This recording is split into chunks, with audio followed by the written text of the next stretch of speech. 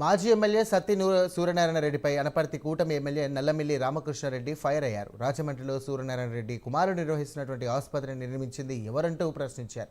గత ఎన్నికల్లో సూర్యనారాయణ రెడ్డికి డబ్బులు ఖర్చు చేసింది గ్రాసిమ్ ఇండస్ట్రీస్ వారేనని ఈ సందర్భంగా ఆయన తెలియజేశారు. ఆయన ఆసుపత్రిని 9 కోట్ల రూపాయలతో నిర్మించి గ్రాసిమ్ పరిశ్రమ వారినని ఆరోపించారు. బలభద్రాపురం ప్రజలు వద్దు గ్రాసిమ్ పరిశ్రమే ముద్దు అనే నినాదంతోనే మాజీ ఎమ్మెల్యే సూర్యనారాయణ రెడ్డి వ్యవహరిస్తున్నారని ఈ సందర్భంగా రామకృష్ణారెడ్డి ఎద్దేవా చేశారు.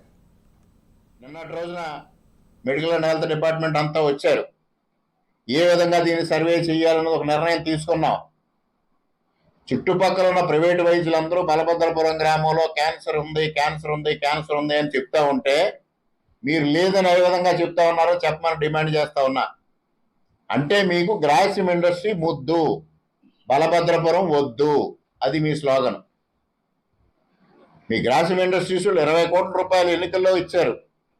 9 కోట్ల రూపాయలతో గ్రాసిమ్ యూరాలజీ సెంటర్ కన్స్ట్రక్ట్ చేసి ఇచ్చారు. నకిలీ మందులు అమ్మిన వైద్యుడైనా ఏదైనా, మీరు ఎంఎస్ జనరల్ సర్జరీ పాస్ అయిన వైద్యుడు, 35 సంవత్సరాలు ఈ ప్రాంతంలో ప్రాక్టీస్ చేసిన వైద్యుడు, అది వాస్తవం కాదు అని ఒక డాక్టర్